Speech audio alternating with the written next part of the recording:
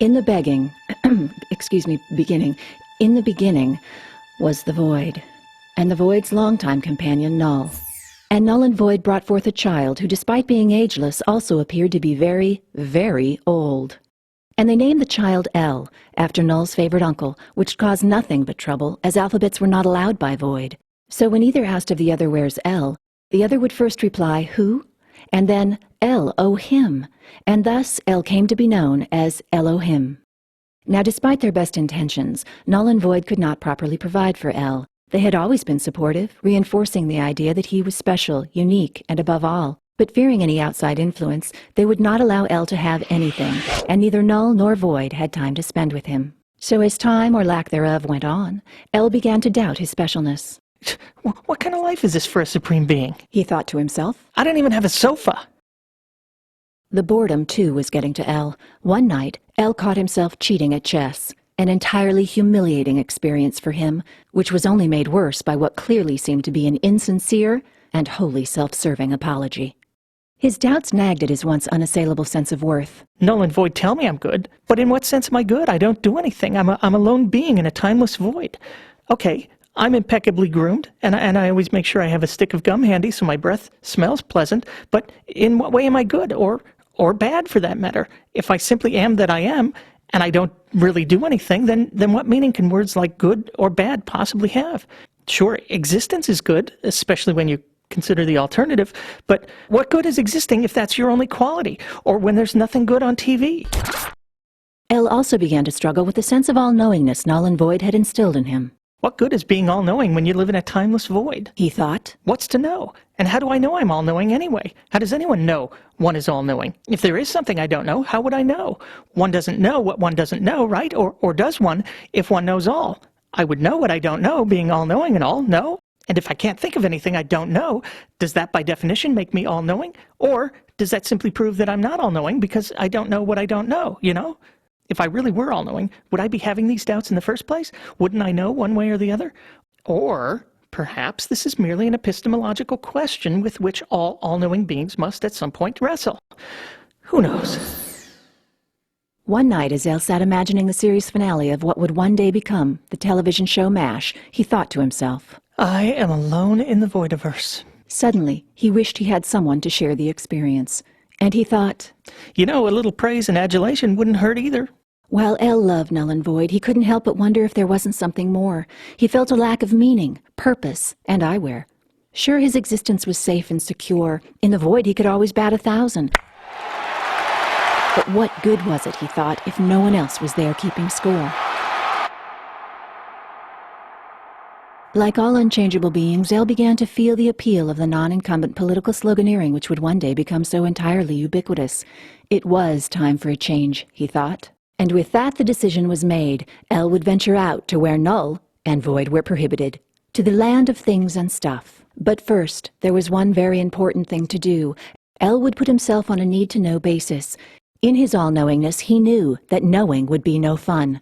It would ruin the end of M. Night Shyamalan movies, even the good one, and bum everyone out at the surprise party he could foresee being thrown for him. El would have to say no to all-knowingness. But in the midst of his resolve, El became very sad.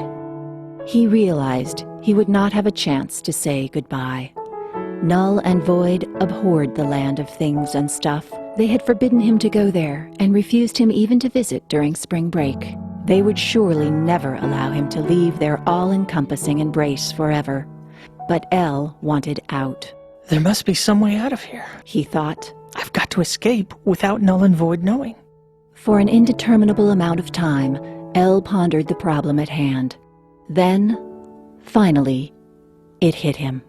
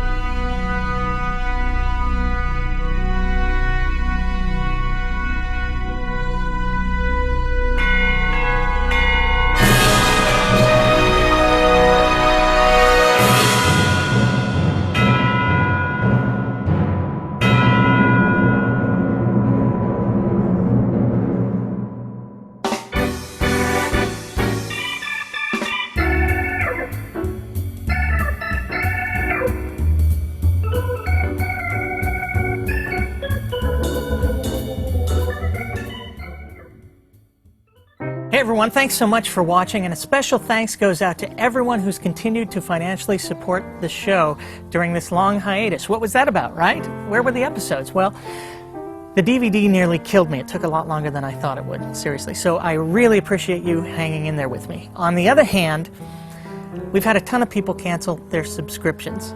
I know, it sounds crazy, but it happens. And I get it. You know, we were gone for a long time. People do crazy things, right? You don't get your drug, you start acting crazy. So I'm hoping now that we're back in production with new episodes that, you know, you'll stop wandering like lost sheep. Come back to the fold. We love you, Joe and Bethany and Scott and Jerry. You people know who you are, right? But in case you don't know, we've put up a page at MrDeity.com with the names of all those who've canceled their subscriptions since Mr. Deity and the Quitter. Because if you're like me, you don't even remember, right? You're thinking, what? I would never do that. I would never cancel my subscription. But then, you know, you go to the page, you see your name, there you are. You just re-up, right? You get it going again, okay? And then we're good, right? Nothing bad's going to happen. No plagues, no death of the firstborn, nothing like that, okay? Let's get the love going again, okay? Love you. Now, I know that sounded a little like a begging segment, but from now on, this is really going to be much more of a shilling segment because we've got product, okay? The Season 3 DVD of Mr. Deity is here. It's going to be shipping July 14th. All right? Okay, all right, calm down, calm down. I'm excited too, I'm excited. But just let me tell you what you're going to get here because this thing is jam-packed. First, you're going to get all 21 episodes of Mr. Deity Season 3. Commentaries for each episode, all the Larry Deity stuff, including the trailer and 8 new interviews. But wait, there's so much more! You'll also get all the Words episodes with commentary, a Making of Mr. Deity segment, which you won't see anywhere else. There's the Best of the Begging segments, the Deity Fun Bit about the Leno-Conan affair. There's gag reels and ringtones and so much more. Actually, no, there's no more. That's all we could fit on there. But, I mean, come on, that's more than enough, right? So head on over to MrDeity.com and place your order today or tomorrow. You know what? I'm gonna let you handle that. You know when you've got the time to do these things. So thank you so much for all your continued support. Thank you, thank you, thank you, thank you, thank you, thank you, as I want to say. And make sure you join us here in 2 weeks to see how Mr. Deity and Larry met. It's going to be a good one.